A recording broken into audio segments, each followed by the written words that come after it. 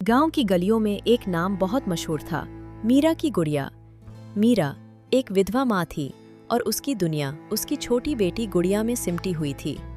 पति को खोने के बाद जिंदगी ने मीरा को जितनी तकलीफें दी, उस सब को वो अपनी मुस्कुराहटों के पीछे छुपा लेती थी। सिर्फ अपनी बेटी की खुशी के लिए मीरा रसोई में चूल्हे पर रोटी बना रही है। गुड़िया स्कूल की किताब लेकर बैठी है। माँ, तुम थकती नहीं हो क्या? सुबह से रात तक काम ही करती रहती हो। जब तू मुस्कुराती है ना, तो सारी थकान ऐसे उड़ जाती है जैसे हवा में धूल। माँ, आप सबसे अच्छी हो। और तू मेरी जान है गुड़िया। दोनों एक दूसरे को गले लगाती हैं। गांव की औरतें कुएं पर पानी भर रही हैं और फुसफुसा रही हैं। बेटी को अकेले कैसे संभालेगी? कल को शादी ब्याह, सब कैसे होगा? मुश्किल? अरे वो तो जैसे लोहे की औरत है, पर बेचारी के नसीब ने धोखा दे दिया। मीरा दूर से यह सुन लेती है लेकिन कुछ नहीं कहती, चुपचाप लौट जाती है। उसके चेहरे पर हल्की चिंता की लकीरें हैं। गुड़िया स्कूल से लौटती है। माँ, देखो ना, कल स्कूल में मदर्स डे मनाया जाएगा। सबको अपनी मम्मी के लिए कुछ लेकर आना है। मैं तो आपको अपने हाथ से बना गुलाब दूंगी, माँ, सबसे सुंदर गुलाब। मीरा की आंखें भर आती हैं। वह गुड़िया को सीने से लगा लेती है।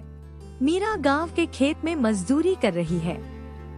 धूप तेज है, उसके हाथ छिल गए हैं, फिर भी वह काम करती जाती है।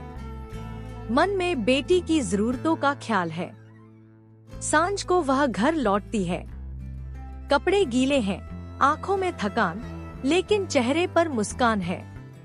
एक दिन स्कूल में शिक्षक गुड़िया से सवाल करता है, शिक्षक, तुम्हारे पापा नहीं आते कभी? गुड़िया मासूमियत से, मेरे पास सिर्फ माँ है, वही मेरी पापा भी हैं और माँ भी। एक रात मीरा को तेज बुखार हो जाता है। वह बिस्तर पर पड़ी है। गुड़िया रोती है।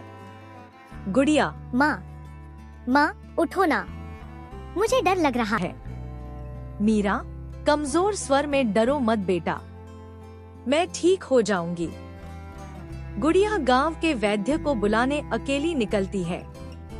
बारिश हो रही है, रास्ता कीचड़ से भरा है, लेकिन गुड़िया हार नहीं मानती। वह वैद्य को लेकर आती है।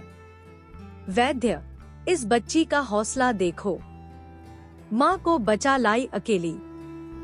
गुड़िया अब बड़ी हो गई है, वह अध्यापिका बन गई है। मीरा अब बूढ़ी है, लेकिन चेहरे पर संतोष है।